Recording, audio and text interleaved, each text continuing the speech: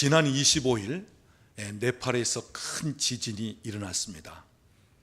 사망자가 6천 명 이상 되고요, 부상당한 자도 14,000명 이상이 되어지는 큰 참상입니다. 매스컴에 의하면 사망자가 계속 늘어나면서 10,000명 이상 될 것이다 하는 그러한 이야기입니다. 여러분, 네팔은 히말라야 그 중앙부 산맥에 위치한 국가입니다. 그리고 지구촌에서 높은 곳에 위치한 나라예요. 그리고 세계에서 가장 높은 산이 있는 그러한 산맥입니다. 그런데 하나님께서 그 높은 곳을 흔들어 버렸어요. 여러분 보십시오. 갈수록 이 세상은 하늘과 땅이 흔들리는 시대입니다. 하나님이 이 마지막 때는 흔드시는 거예요.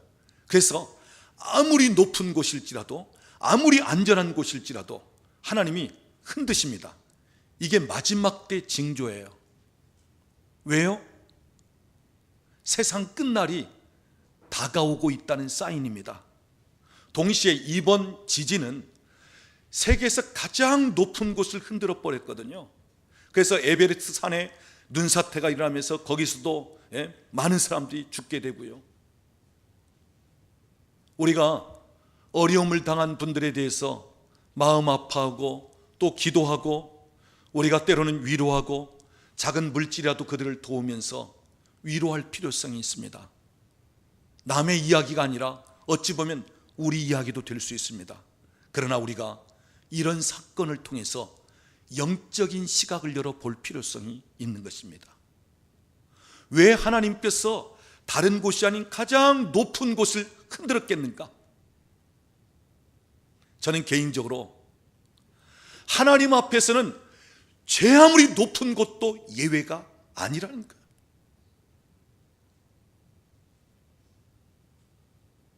하나님 앞에는 아무리 높은 곳도, 아무리 안전한 곳도 예외가 될 수 없다. 다 하나님 발 아래 있다고 하는 사실이에요. 세상 모든 것을 움직이시는 분은 하나님이시고 그분 손 안에 있음을 이야기하는 것입니다. 그리고 네팔은 신의 나라입니다. 힌두교가 주 종교고요, 오래된 사원들이 많습니다. 그리고 에베레스트산 등정을 위해서 이 산을 오르고자 하는 사람들은 산에 오르기 위해서 수많은 제사를 지내면서 그 산을 오르는 거예요. 왜요? 산에 올랐다가 다시 내려올 보장이 없기 때문에, 언제 어느 때 그 에베레스트산, 그 히말라야 산맥 기후가 변화될지 모르기 때문에, 그래서 등반하려고 하는 사람들은 오르면서 수없이 제사를 지내고 그 산 신령에게, 그 산에 있는 신에게 빌면서 그 산을 오르는 것입니다. 근데 이번 지진으로 오래된 사원들이 다 무너져 버렸어요.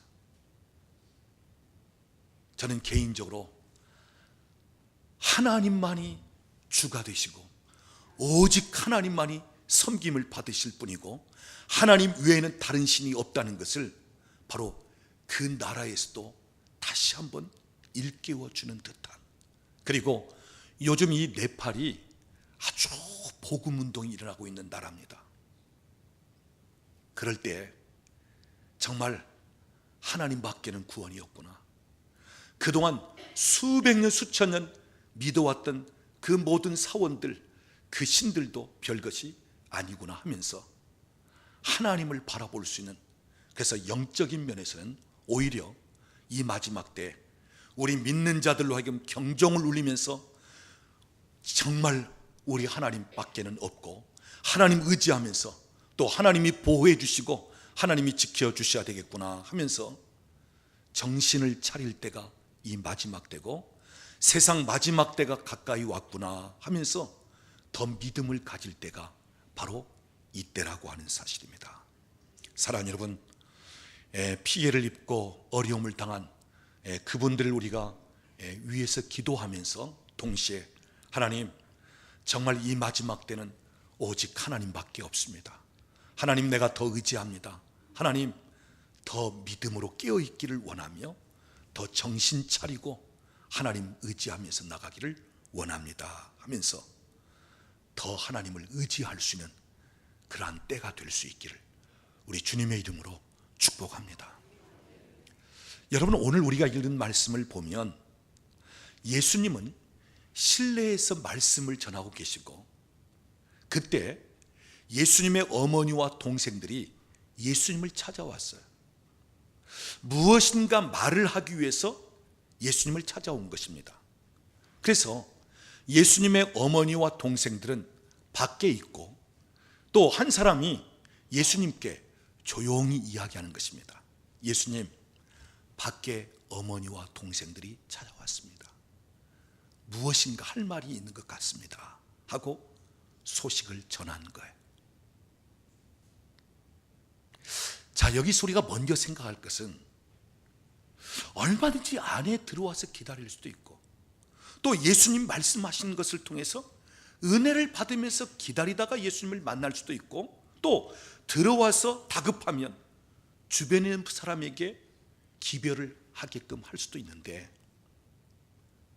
왜 어머니와 그 동생들이 밖에 있을까?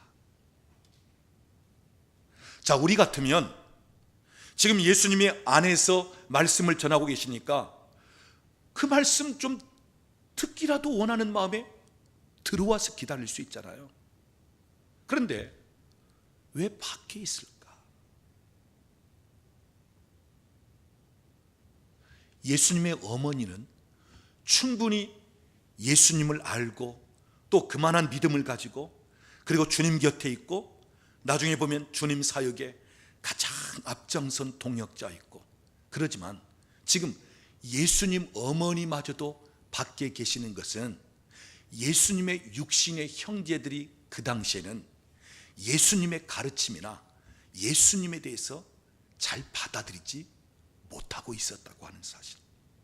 어찌 보면 영적인 이질감, 아직 자기 육신의 형이나 오빠 되는 그 예수님에 대해서 충분히 받아들일 수 있는 그런 면이 아닌, 가족으로서의 관계는 가지고 있지만, 그러나 예수님의 그 영적인 사역이나 예수님이 하나님의 아들이고 구원자라고 하는 사실에 대해서는 아직 받아들일 수 없는 그런 영적인 이질감, 이 괴질감 때문에 육신의 형제들임에도 불구하고 선뜻 안에 들어오지 못하고 밖에 서 있는 부분이 아닌가.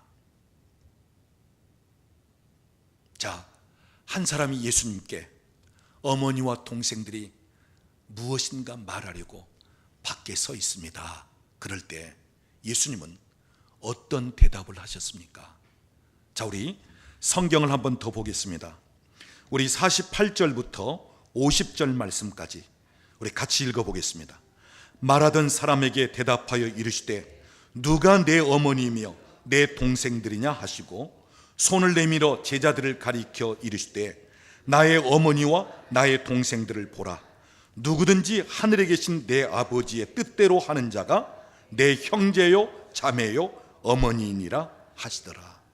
여러분, 우리가 이 말씀을 잘못 오해하면 예수님은 육신의 가족에 대해서는 소홀히 여겼구나, 어머니가 찾아왔고 동생들이 찾아왔음에도 불구하고 예수님은 그 육신의 가족에 대해서 별로 달갑게 여기지 않는구나, 별로 중요시 여기지 않구나.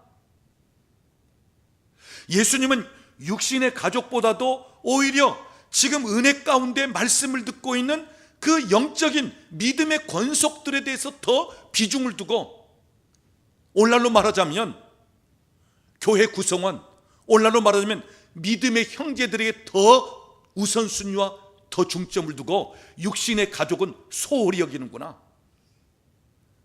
잘못 오해하면 이런 식으로 생각할 수 있습니다. 여러분, 그렇잖아요. 어머니가 동생들이 밖에 와 서 있습니다. 그런데 예수님은 지금 무슨 얘기를 하고 있는가요? 누가 내 어머니요? 누가 내 형제냐?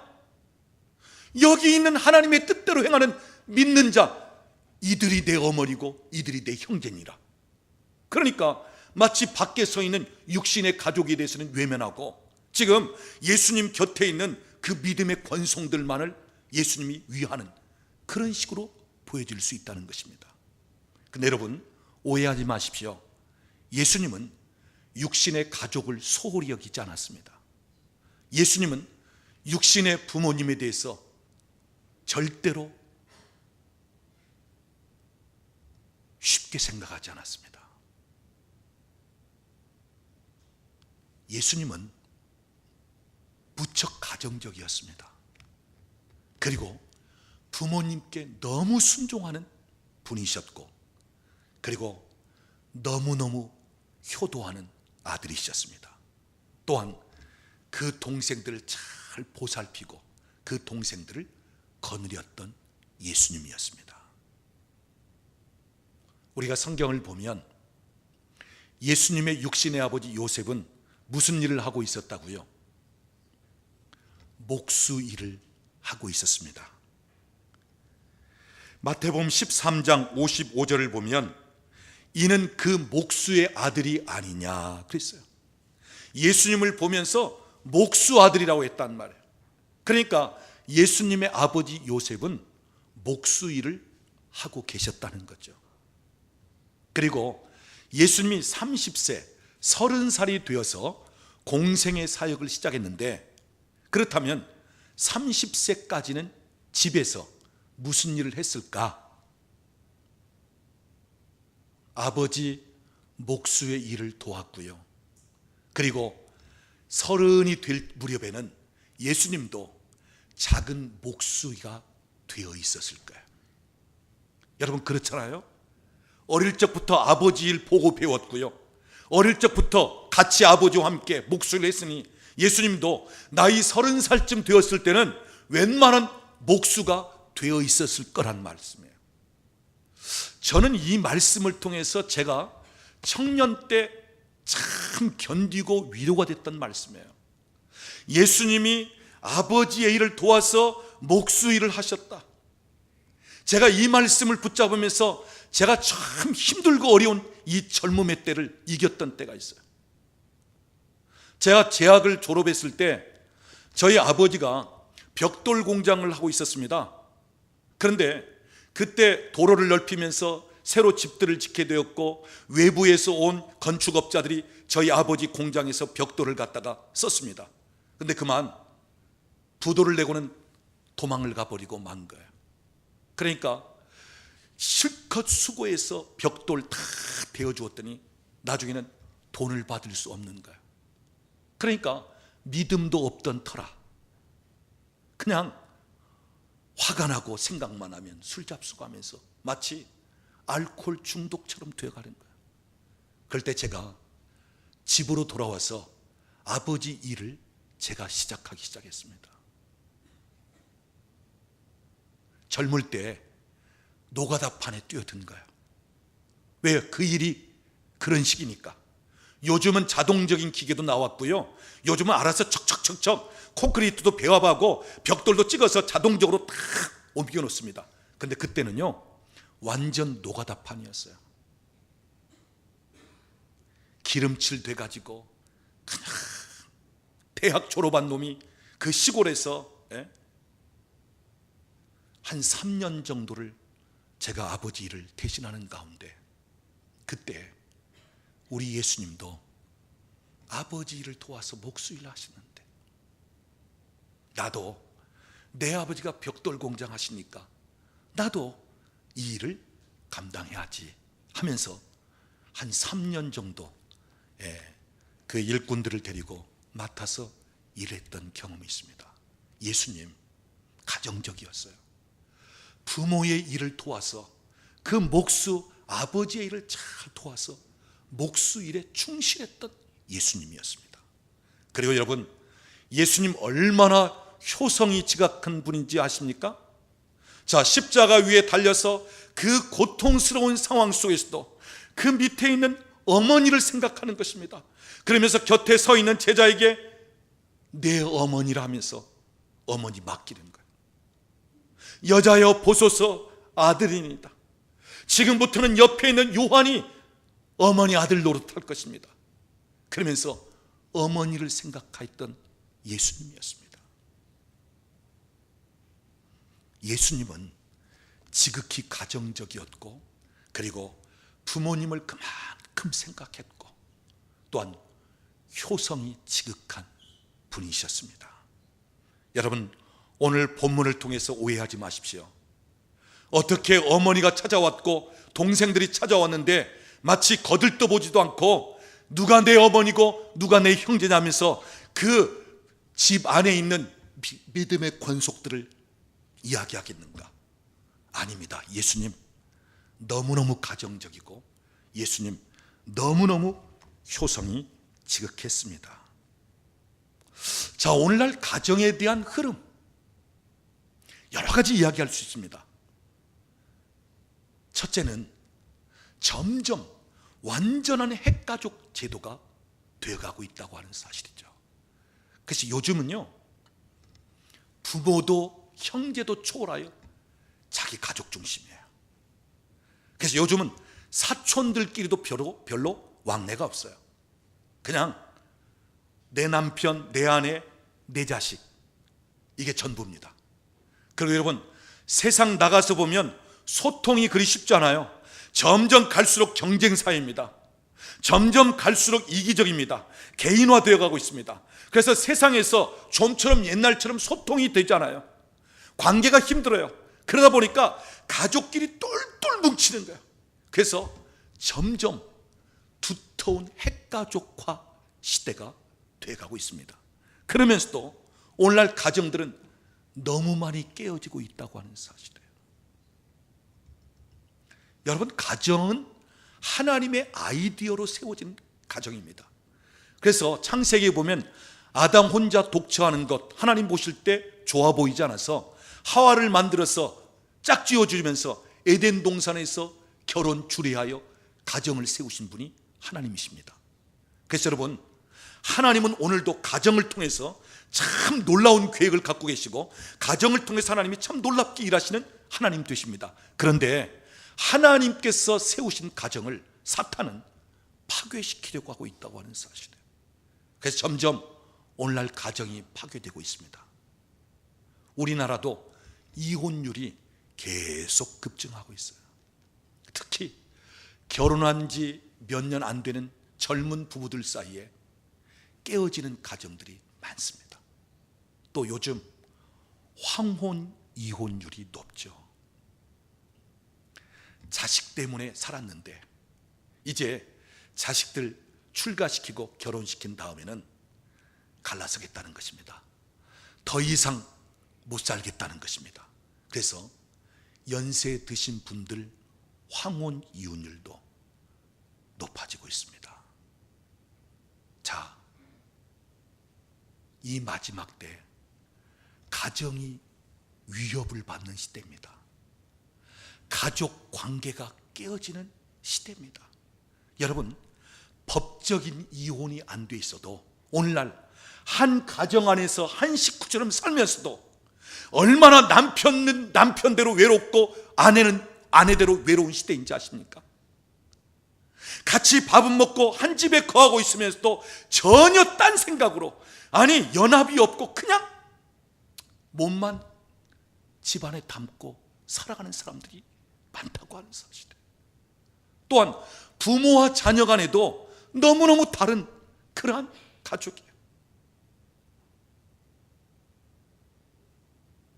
사실 알고 보면 우리 가정처럼 참 편한 곳이 없고요, 우리 가족처럼 사랑하고 이해하고 협력하고 때로는 좀 부족한 면이 있어도 그것을 채워주고 남에게 비난하기보다는 오히려 그것을 내가 감싸 안고, 이게 가정인데, 이게 가족인데.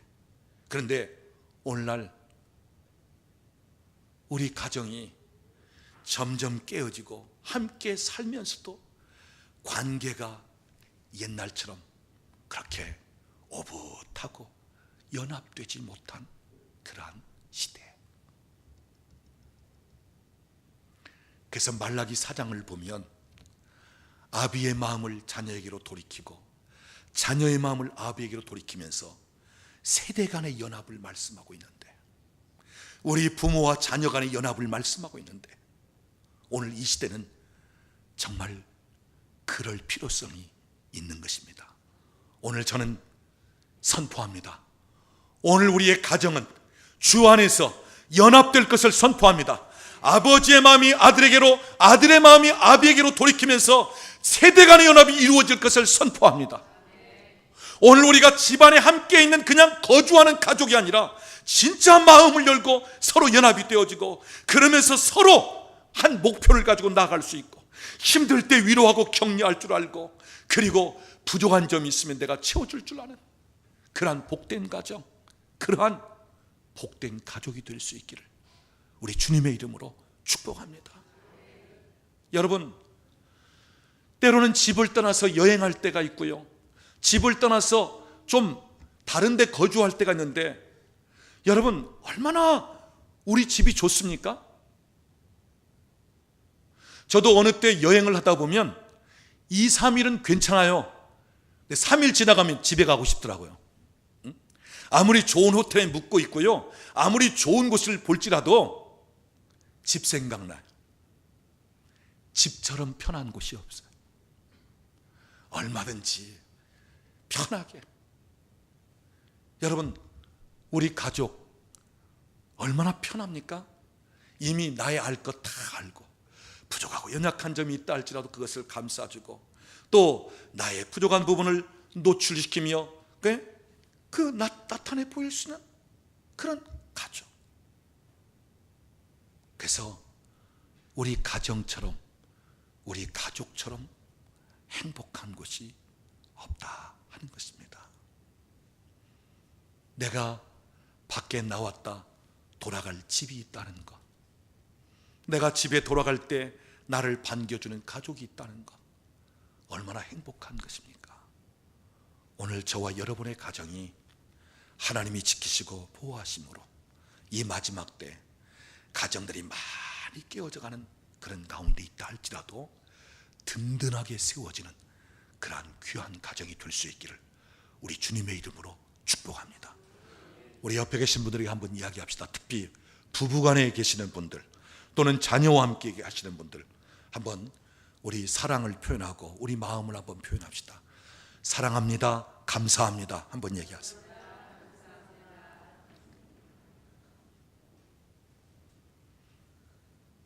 우린 또한 고마워할 줄 알아야 돼요, 서로. 근데 고맙습니다를 못 하거든. 우리 다시 한번 얘기합시다. 옆에 계신 분, 가족들 있으면 우리 또 이웃에게 고맙습니다 한편.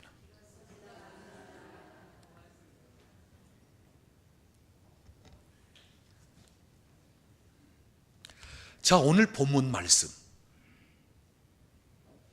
예수님께서 육신의 가족을 소홀히 하는 것도 아니고 외면하는 것도 아니고, 너무너무 예수님은 가정적이고 30세까지 아버지 요셉 목수일을 도우면서 십자가 위에서 돌아가시는 그 순간에도 어머니를 생각할 정도로 그러신 분인데, 오늘 이 말씀은 무엇을 이야기하고 있는가?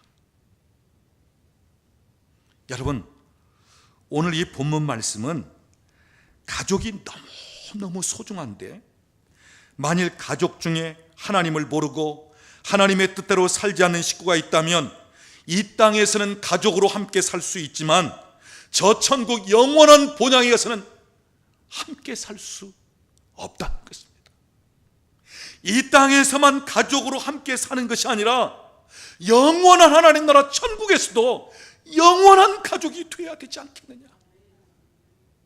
오늘 우리 주님의 관심은 지금 여기에 있습니다. 이 땅에서 너무너무 소중한 가족, 이 땅에서 너무 중요한 가족, 근데 세상에서만 함께하는 가족으로 끝나버린다면 얼마나 안타깝고 얼마나 아쉽느냐 하는 거예요. 그래서 영원한 가족은 이 땅에서 함께 살면서 서로 사랑하고 이해하고 용납하고 함께 하지만, 그러나 저 천국까지 다 예수 믿고 하나님을 알고 하나님의 뜻대로 살기를 원하면서, 그러면서 다 함께 천국에서 영원한 가족으로 살아야 되지 않겠느냐 하는 것입니다. 그래서 예수님의 대답은 누가 내 어머니며 누가 내 형제요 누가 내 자매냐, 바로 하나님을 알고 하나님의 뜻대로 하는 여러분이 내 어머니요 내 형제요 내 자매라, 이렇게 이야기하고 있는 것입니다. 즉 영원한 가족은 예수 안에 있다는 것입니다. 영원한 가족은 같은 하나님을 섬기면서 구원받고 예수 믿어 저 천국 가서 영원히 사는 그들이 진정 영원한 가족이라는 것입니다. 여러분, 오늘 우리 주변에 계신 우리 믿음의 권속들, 우리 혈통은 나누지 않을지라도 영적으로 보면 영원히 천국에서 함께 살 가족입니다. 우리 영원히 함께 살 하나님의 가족이에요. 사실 얼마나 귀한 분인지 몰라요. 우리 옆에 계신 분들이 지금 알고 보면 육신의 형제 자매 그 못지않은 우리 가족이란 말씀이에요. 여러분 옆에 계신 분들 한번 보세요. 지금 나이가 좀 드신 분은 언니일 수도 있고 동생일 수도 있고 형님일 수도 있고 동생일 수도 있고, 아니 부모님이 될 수도 있고. 우리 한번 서로 한번 인사합시다. 우리 영원한 가족입니다. 한 번 더 구체적으로 얘기할까요? 천국에서 영원히 살 가족입니다.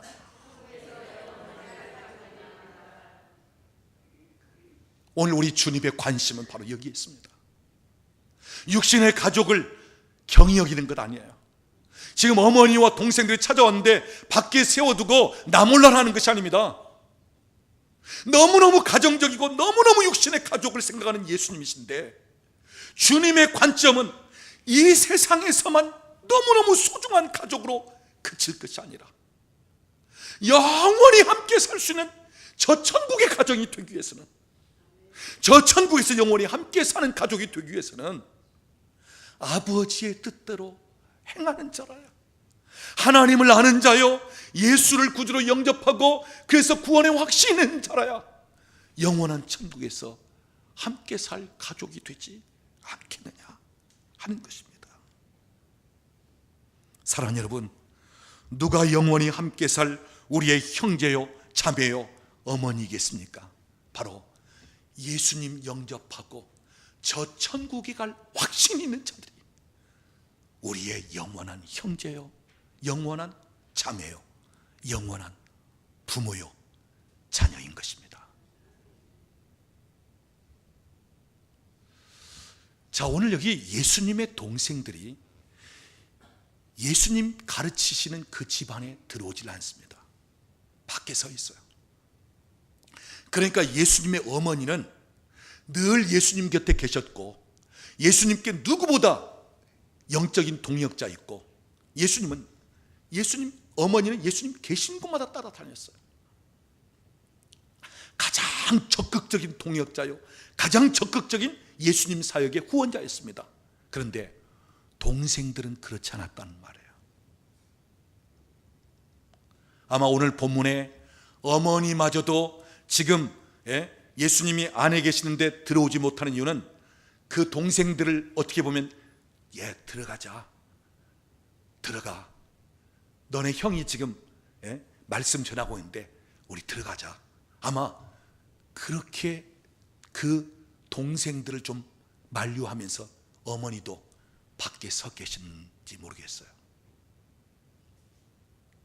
자, 성경에 보면 예수님의 어머니는 늘 예수님 곁에 계셨고 적극적인 지지자요 동역자였는데, 그러나 동생들은 요즘으로 말하자면 불신자들이었다는 것입니다.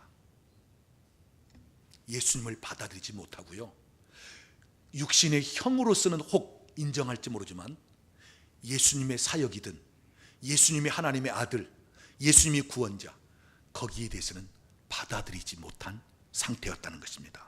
그러니까 지금 집 안에 들어와서도 얼마든지 기다릴 수 있는데 집 안에 들어오지 않고 밖에 서 있는 거예요.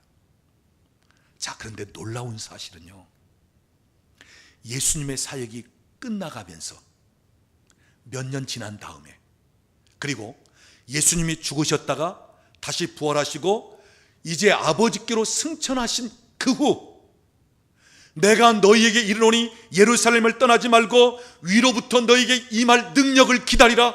예수님 약속하신 것을 붙잡고 예루살렘 떠나지 않고 마가 다락방에서 120여 명 정도가 기도하면서 그 약속을 기다렸는데, 사도행전 1장 14절 말씀 보면 그 120명 속에 누가 들어와 있습니까? 예수님의 어머니와 동생들이 오로지 기도하는데 힘쓰더라 그랬어요. 오늘 우리가 여기에 소망을 둘 수 있습니다. 예수님의 사역 초기에는 예수님의 동생들이 예수님 가르치는 그 장소 안에 들어오기를 꺼려했어요. 그 정도로 불신 상태에 있었고, 그 정도로 영적으로 받아들이지 않는 상태에 있었다는 것입니다. 그런데 이제 1년, 2년 지나가면서 예수님 사역이 다 끝나고 이제 승천하시면서 위로부터 너에게 임할 능력을 기다리라. 그때 그 능력을 받기 원하면서 예수님 하신 약속의 말씀을 붙잡고 기도에 힘쓰면서 기다리는 그 120명 성령 받은 그 대열 속에 예수님의 동생들이 들어와 있었다고 하는 사실입니다. 사랑하는 여러분, 여기에 대한 소망을 가지십시오. 혹시 여러분 가족 중에 아직 문 밖에 있는 분들 계십니까? 여러분 가족 중에 아직 은혜 머무르지 못하고 밖에 있는 분들 계세요? 아직 예수님의 은혜와 그 사랑을 깨닫지 못하고, 아직도 예수님을 주로 받아들이지 못하고 아직 불신 상태에 있는 분들 계십니까? 그들도 우리와 같은 대열에 들어오게 될 줄로 믿습니다. 예수님의 동생들이 기도하면서 성령 받는 오순절 그곳에 그 자리에 있었던 것처럼, 지금은 밖에 있는 것 같지만, 지금은 아직도 예수를 안 믿는 내 남편인데, 아직 하나님을 알지 못하는 내 부모인데, 아직 하나님을 알지 못하는 내 형제인데, 어릴 적에 예수 믿다가 지금은 세상에 빼앗겨서 마치 세상 방황하는 내 자녀인데, 그러나 그들까지도 바로 예수님의 동생들이 그 자리에 있었던 것처럼 여러분의 가족들이 다 함께 그 자리에 있게 될 줄로 믿습니다. 여러분, 우리 한국교회 갈수록 젊은이들과 어린아이들이 예수 믿는데 줄어들고 있어요. 교회마다 주일학교를 없애는 교회들이 늘어나고 있어요. 왜요? 아이들이 없다는 거예요. 여러분, 그래서 지금은 우리 아이들과 청소년들, 우리 젊은이들을 지금 세상에 빼앗기고 있는 시대입니다.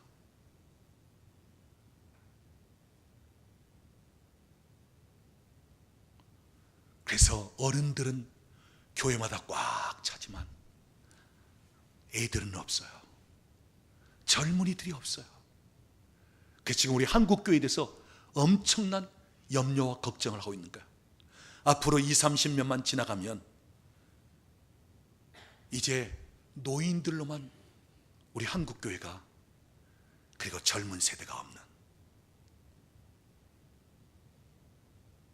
그래서 우리는 기도해야 됩니다. 하나님, 이 땅의 젊은이들이 하나님께 돌아오게 하시고, 특히 부모님은 예수를 믿는데 자녀들은 예수를 믿지 않고 세상 방황하는 자녀들이 많단 말씀이에요. 학교 다닐 때 공부에 힘쓰라고 주일마저도 빼먹으면서 대학 가면 너 신앙생활 할 수 있으니까 고3 때 너 한 해 동안은 교회 오지 말고 공부해. 그것이 주님과 영원히 멀어지는 그런 식이 되고요.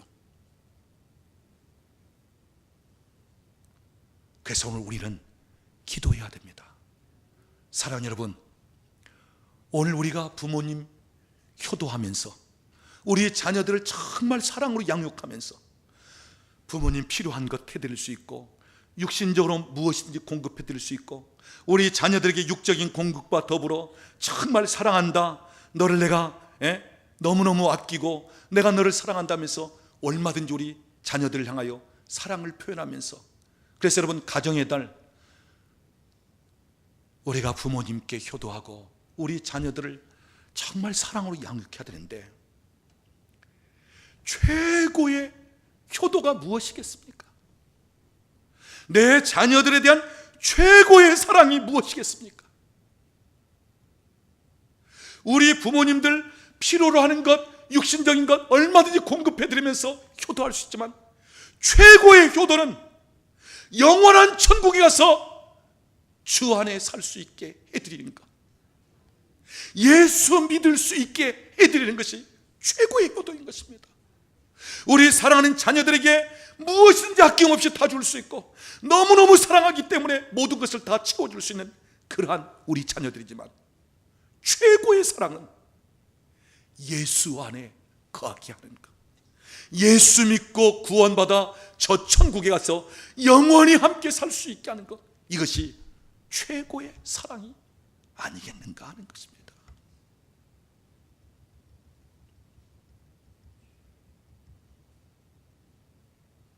세상에서 아무리 잘해주고 세상에서 아무리 행복하게 함께 있음들, 예수 믿지 않는 내 가족이 있다면, 성경적으로 그대로 말하자면 안 믿고 세상 떠나면 지옥에서 영원히 형벌받을 수밖에 없습니다. 그러나 믿는 우리는 저 천국에 가서 주님과 영화롭게 영생을 누리면서 살겠죠.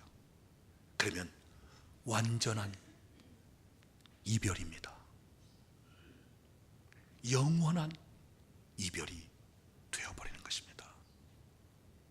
사랑하는 여러분, 지금 세상은 말세를 향하여 가고 있습니다. 세상 얼마 남지 않았어요. 그래서 지금은 집을 나간 탕자가 돌아오는 시간입니다.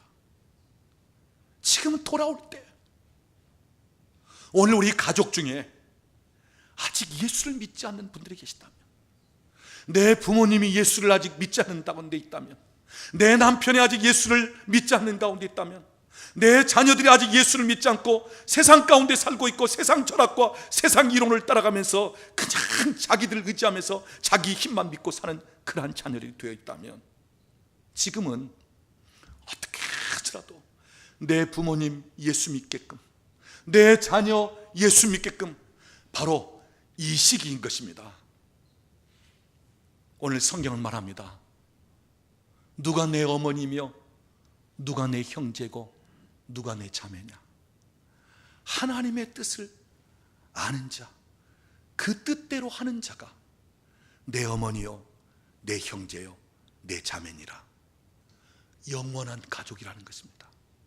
천국에서 영원토록 함께 살 영원한 가족은 주 안에 들어와야, 복음 안에 들어와야, 예수를 구주로 믿고 예수님이 나의 구원자라는 이 사실을 알고 내가 오늘 죽었다가 깨어날지라도 천국에서 깨어난다는 이 확신을 가진 자라야 영원히 함께 할 수 있다고 하는 사실이에요.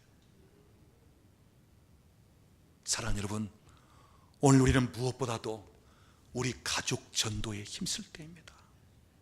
우리가 다른 이웃에 대해서도 복음을 전하고 한 영혼 한 영혼 다 주 안에 들어오기를 원하지만, 그러나 우리 가족, 오늘 저녁이라도 이 세상 끝난다면, 저 히말라야 산맥을 흔들듯이 하나님께서 전 세계를 흔들어서 마치 세계가 완전히 풀어지면서 오늘 밤 이 세상이 끝난다면, 아직 예수 믿지 않는 내 부모님 어떻게 할까요? 아직 예수 믿지 않는 내 남편 어떻게 할까요? 하나님 떠나서 세상에서 방황하고 있는 내 자녀들 어떻게 할까요?